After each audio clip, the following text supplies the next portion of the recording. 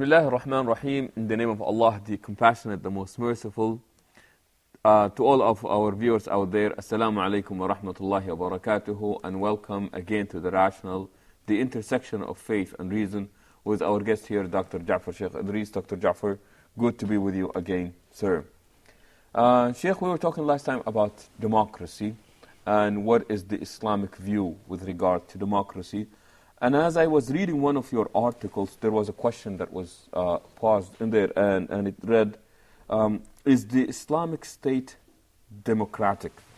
And you seem to make a distinction in your definition of democracy where you said, yes, if democracy is broadly defined in terms of decision-making by the people, versus I believe you said that we would object to it if it is the rule of the people.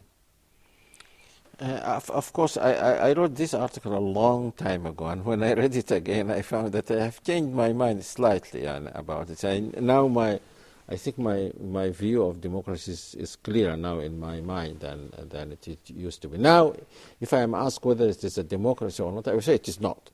It is not. It is not. Even if you define it, as you said here, it is the decision-making process by which people... Even the decision made according to what? If you leave I mean, this is democracy, because democracy is that the decisions are, the people are sovereign as legislators. They make the decisions. So if they make the decisions without any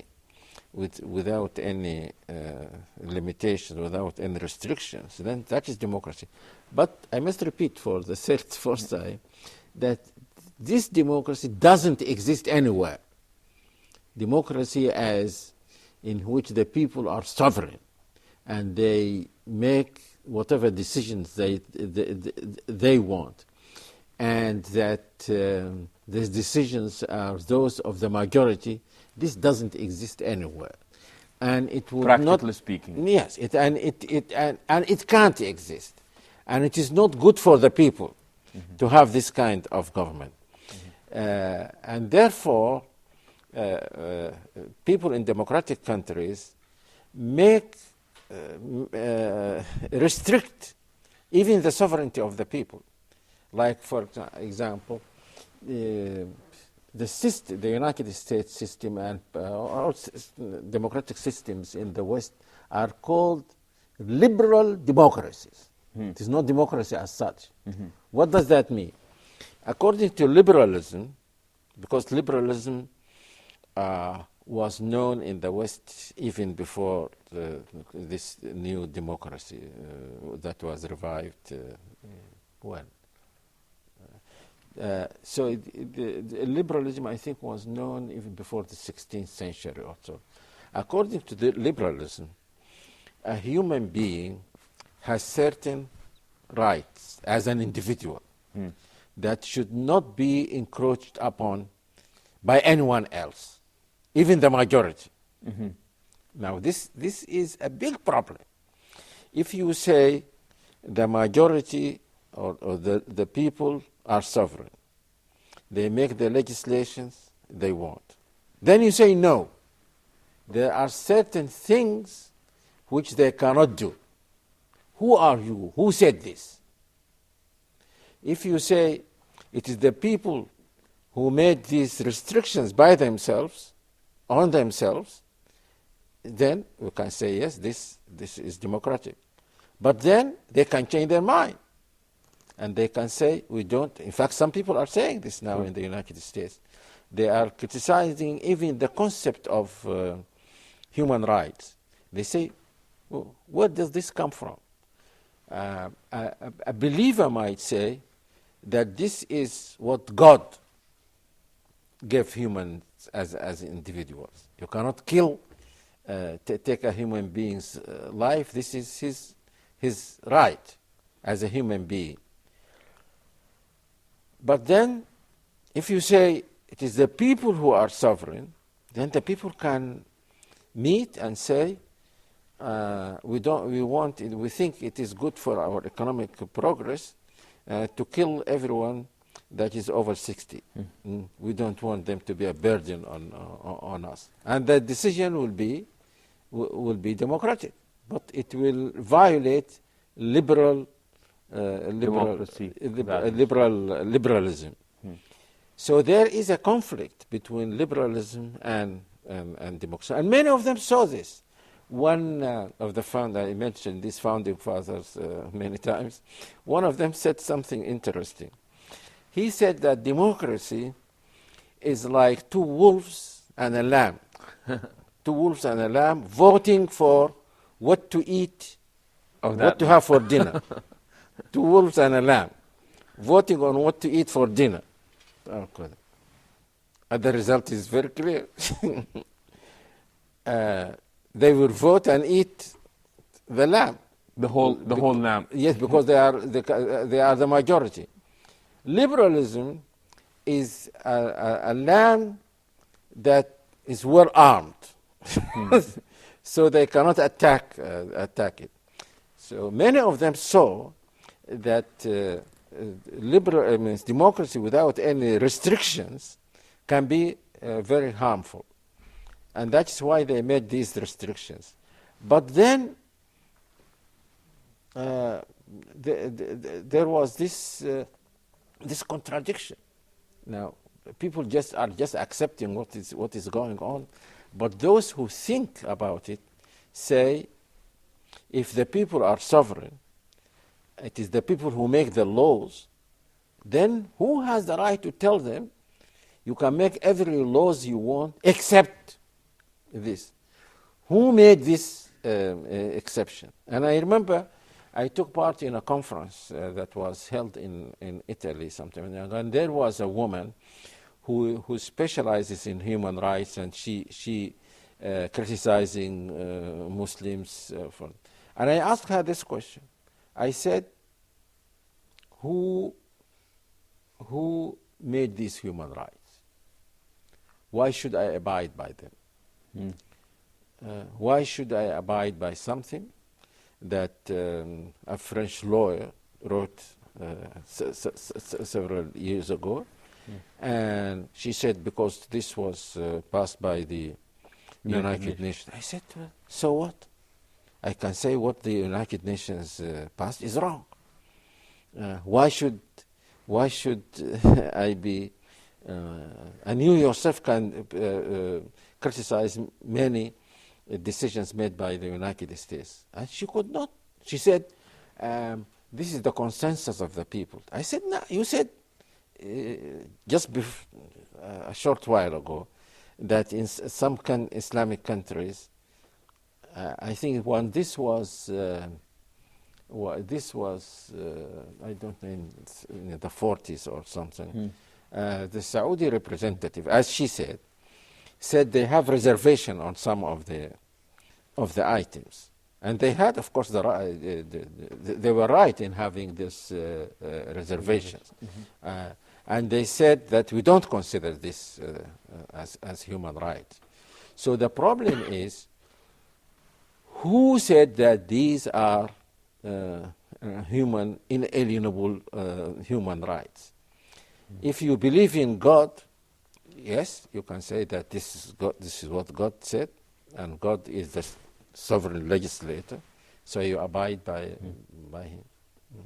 Sheikh, that element of liberal democracy, is it not compatible with some of the teachings of Islam?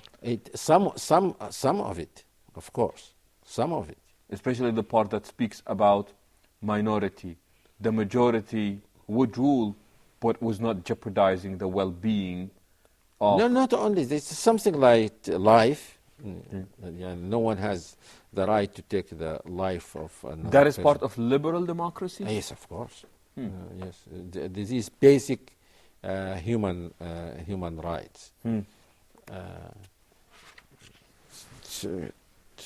No one should take the life of another person. No one should take the freedom of another person regarding so and so and so. So they extend it even to sex, that a woman has the right to have sex with whoever she wants to have sex with, and she can marry whoever she wants, whether he belongs to her religion or not, and so on. So they this is what is in the Declaration of Independence. It's called what? International Declaration of Human Rights that was passed by the United Nations.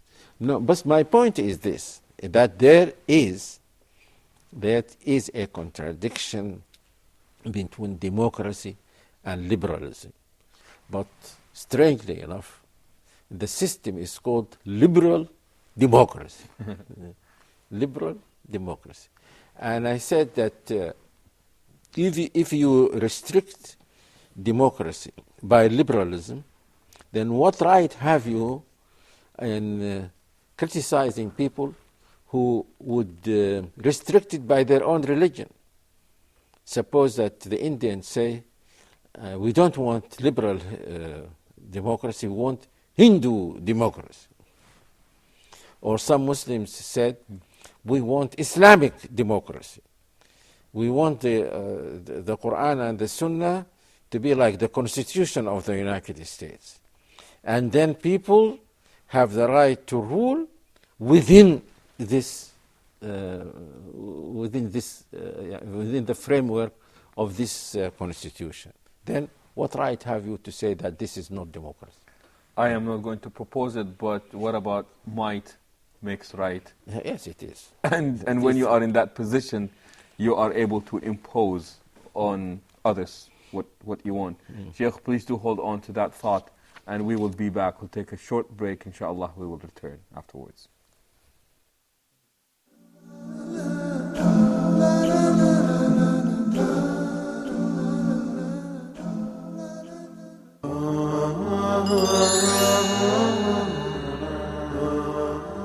Join Professor Muhammad Naeem As-Sa'i and Brother Ahmed Rajab in their show Islamic Law Today.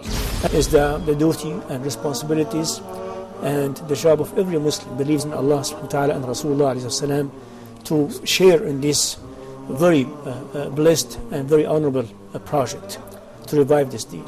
Very briefly, I want Muslims, Ummah, the audience, the viewers, to believe in their God, to believe in their Islam. For example, and she's giving a very good example, Mufti said that protesting is against Islamic law. You have just opened a very deep wound in my heart. If we want to analyze the Egyptian revolution as a Muslim scholar, how do you look at it? Egyptian youth were able to do because they have these three elements. They were able to unite the whole Egyptian people in a very clear message, very simple. They have very clear demands. They want democracy, they want freedom, they want justice. What is the Islamic law perspective regarding the protesting? Is there rules to have a demonstration? Can we deny that what is going on in Egypt right now is better than 3 years ago? Of course. No, it is better. Of course. So this is the blessing from Allah subhanahu wa ta'ala. How to reshape this result, how to activate the Islamic law after the result of this revolution, this is the work of the Islamic law and its people. The issue of demonstrations and protesting against government or seeking change through demonstrations. What should be done to reform it in an Islamic way? The next episode, they will continue to discuss the Egyptian revolution in the eyes of the Muslim scholars.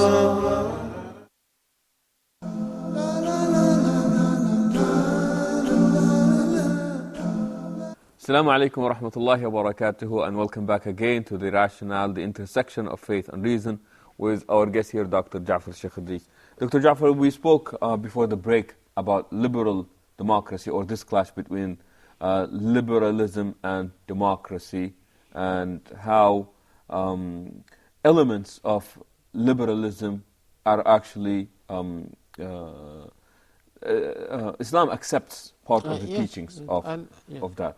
Okay.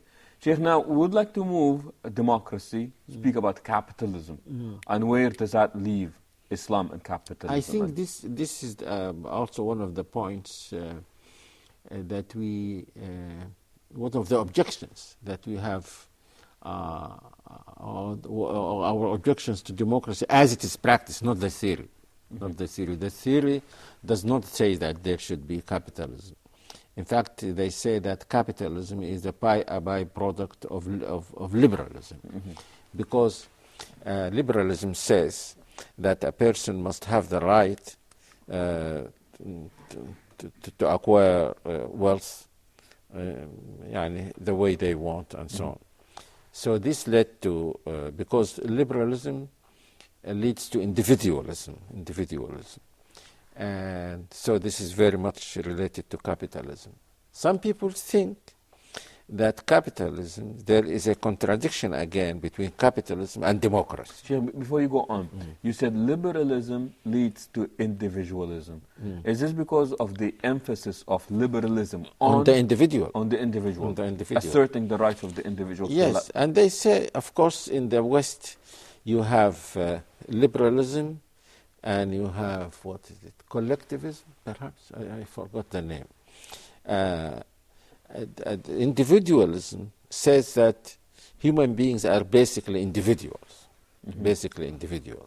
So when they come to society, this is something, they come to society just to serve their own individual purposes, individual interests, because no one can serve all his interests if he is isolated from society. But the basic thing is the individual. Collectivism says no, the basic thing is society. And this was the philosophy of Marxism, for example. Individualism is connected with capitalism.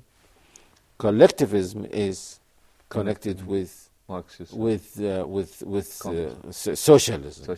Because if the people, if the society is primary to the individual, then it should be given priority to the individual. So therefore, wealth should be owned by society and not by individuals. Sheikh, I'm sorry, where does that leave Islam in this particular question? I say, and I don't, because of course this is a new problem.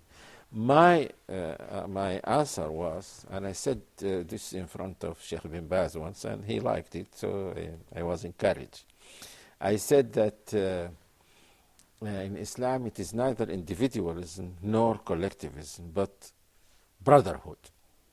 Brotherhood.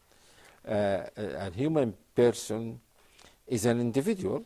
Yes, he is born an individual, and even society is made up of individuals. But according to Islam, the individual has in his nature, we talked about this nature so many times, the feeling that these people are his brothers and sisters. So he is not a completely isolated individual. Human beings are not like isolated atoms. They are like molecules also. So a human individual will not feel that his individualism is complete if he does not, if he has no regard for other people. This is something that is in his nature, and it is on this, if you might call it philosophy, that the Islamic social system is based. That people are brothers and sisters. They are not individuals. They are not just a collective. Now, the problem with capitalism, according to some people who say that it contradicts democracy, is that I think we mentioned this in one of our episodes, that democracy says that everyone has the right to be elected as president or member of parliament or so. But then capitalism gives this chance only to people who have wealth. And therefore people who with socialist leanings in the West now say that capitalism is not compatible with democracy. And if there is bound to be capitalism, then we should think of other ways of electing people. We should not leave it just to the individual. If he has money, he will have a better chance, or if he is supported by people who have money. This question of wealth should be eliminated. To give people equal access. Yes, yes.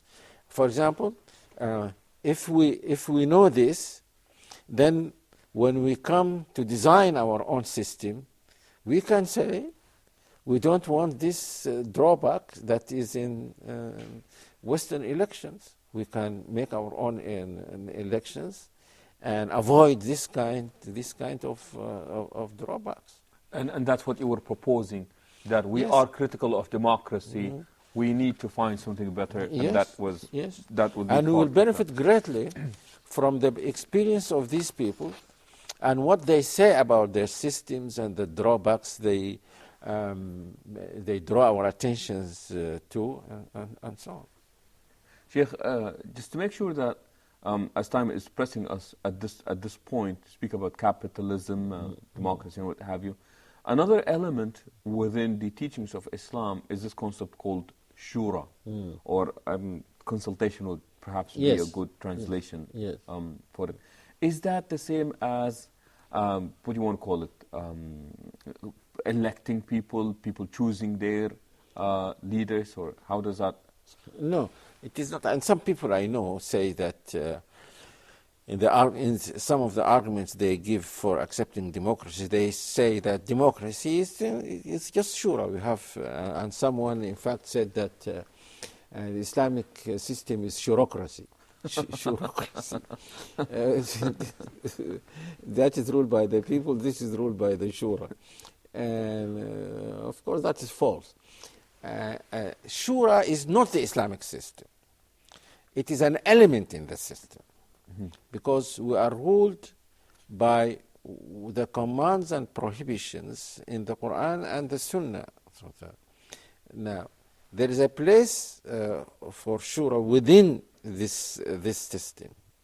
If there is something new for which we don't find any ruling in the Quran or the Sunnah, then we consult each other and find. If it is a matter, a worldly matter, that has nothing to do with these Islamic prohibitions and so on, then we consult each other. If I want to make a decision. So I looked into the Quran, and I found that there are three kinds of shura. And I call them individual shura, group shura, and public shura. This depends on whose interest we are discussing. If you are elected as president and you are given powers to do what you want within these limits, then as an individual, you can consult people whom you trust, just as this is what now say presidents of the United States. This is one good thing they have. They consult earlier president, call them, ask them. They are not bound by what these people tell them, because the decision is theirs. So this is a kind of shura. This is individual. You want to marry, and you go and ask people, consult them. Do you think that so and so is suitable for me? There is no majority here. And I once said that you don't stand in the street and ask the people passing by, what do you think of if I married such and such person, such and such, and then you count votes, vote for or against. No, the decision is left to you. So you decide according to what you hear from the people. Group shura is when the matter is of interest to a group of people. إن أراد فصالا عن تراض منهما وتشاور. What to do with the child, in the Quran. In case there is a familial dispute. Yes. So the decision should not be taken just by the father or the mother. They should consult each other. But if the matter concerns the whole society, then this is public shura. So shura is an element in the system. It is not The system the itself. system itself. And shura existed even before Islam. So shura is not peculiar to Islam. It is something human. Yani, people give examples of how many Arabs used to be offended if they are not consulted on matters which concern them. So, and if you take shura out of the Islamic context and make it the system, then it becomes like democracy. So there is nothing peculiar about shura that makes it purely Islamic. It becomes Islamic when it is put within this Islamic context. I used to think, and I changed my mind, I used to think that you can do the same with democracy. Take democracy, put it within the Islamic system, and then it becomes Islamic democracy. But I changed my mind because in shura you just consult the people. In a democracy it says that it is the people who rule. But if you understand democracy in another way, to mean just consultation or so, then it can be Islamic. Sheikh Ja'far, unfortunately we would have to leave it there. We are out of time. But again, thank you for being with us here today. Thank you for being with us as well. And we would hope that you would join us next time. Until then, we say so long and Assalamu alaikum wa rahmatullahi wa barakatuh.